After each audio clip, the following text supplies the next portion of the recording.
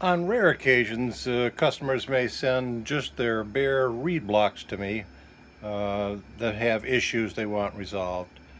Uh, Saves some cost. They don't have to ship the whole instrument. So in this case, this had some valve issues. I think it had a little rust on a few of them.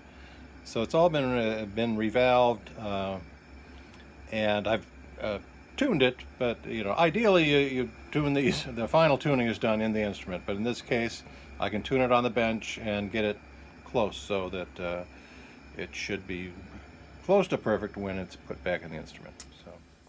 So here's a reed block that from a certain era of Hohner's, where the whatever glue they used to hold the valves onto the reed plates has become brittle over decades. It wasn't.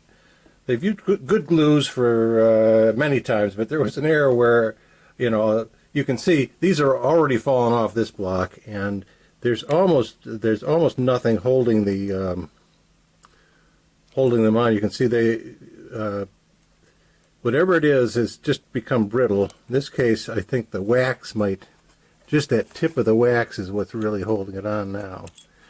Anyway, so in this case, because it's the reeds, both the valves on the inside and on the outside. Here, this one's already missing, that one's missing. So the valves have come off even on the interior reeds. So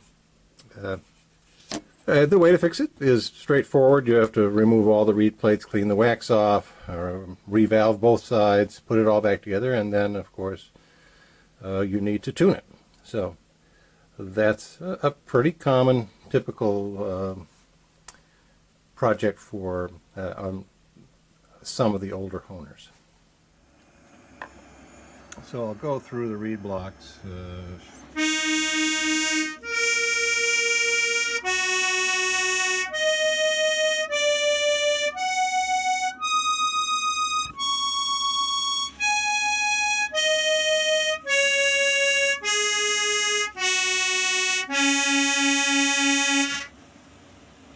Has a tremolo beat frequency of about 2 hertz on the low notes, up to about 8 on the high notes.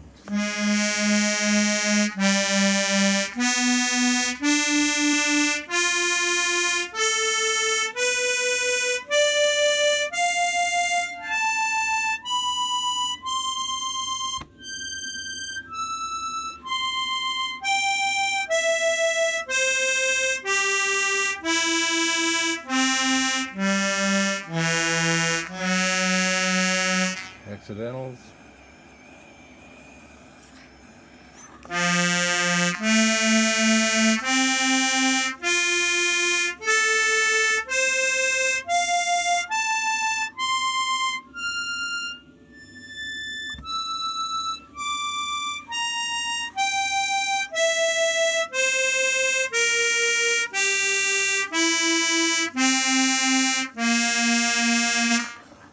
And notice on the 2 long blocks, I did add some. I drilled some holes,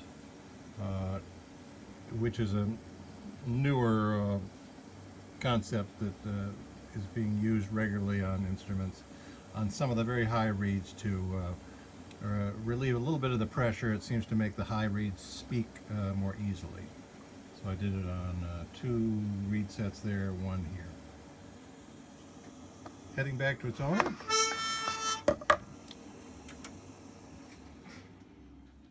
These are out of a club instrument. Hohner Club.